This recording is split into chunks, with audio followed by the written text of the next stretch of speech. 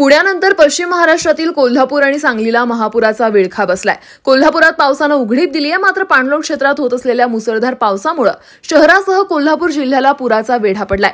पंचगंगा नदीनं धोका पातळी 24 तासांपूर्वीच ओलांडली आहे। शहरातील अनेक भागात पाणी शिरलंय। बापट कॅम्प परिसरातही अनेक घरात पाणी गेलंय।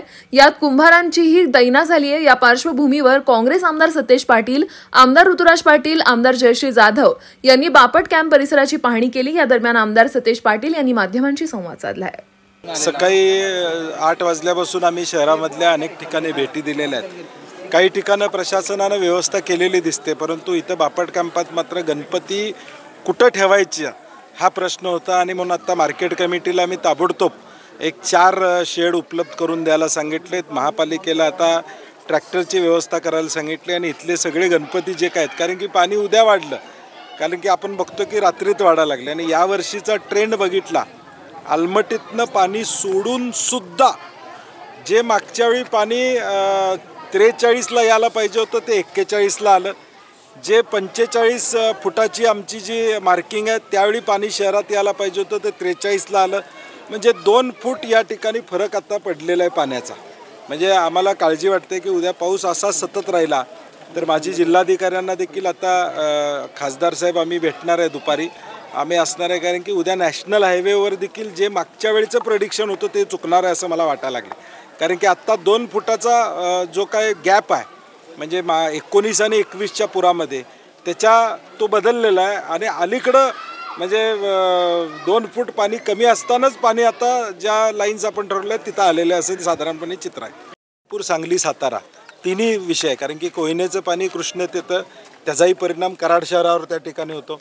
सांगलीचा विषय आहेच आणि कोल्हापूरचा विषय आणि मला वाटते आलमट्टी आणि हिडकलचा देखील बॅकवॉटर हे घटप्रभेचा विषय हा गडिंग्लज आणि चंदगड भागासाठी महत्त्वाचा आहे आणि मग त्याच्या संदर्भात देखील काल जिल्हाधिकाऱ्यांशी बेळगावच्या माझी चर्चा झालेली आहे। हिडकलचं देखील पाणी व्यवस्थित सोडलं तर घटप्रभेचा जो काही परिणाम आहे किंवा इतर चंदगड गडिंग्लज या सगळ्या परिसरामध्ये जो त्रास होतो तो देखील थोडा कमी होण्याची मदत होणार। हे सगळं काम सरकारचं असताना विरोधी पक्ष सगळे हे काम करते। नाही, शेवटी जबाबदारी आमची लोकप्रतिनिधी म्हणून आहे, ती जबाबदारी आपण पार पाडावी। सरकार काय करते त्याचा वाट बघत बसलो तर मग इथपर्यंत पाणी येईल। काल सुद्धा आम्ही मुळात कालची लोकप्रतिनिधींची बैठक 1 महिन्यापूर्वी व्हायला पाहिजे होती, ती काल 1 महिन्यानंतर लेट झालेली आहे। मीच सांगितलं की बैठक घ्या, किमान निदान आमचं ऐकून घ्या, कारण की जे नुकसान झालेलं आहे मी काल सुद्धा VC मध्ये सांगितलं की किमान ताडपत्र्या द्या, किमान तिथं प्लॅस्टिकचा कागद देण्याची व्यवस्था करा। आता राधानगरी असेल, सोन्याची शिरोली असेल किंवा अंबपमधली काही घरं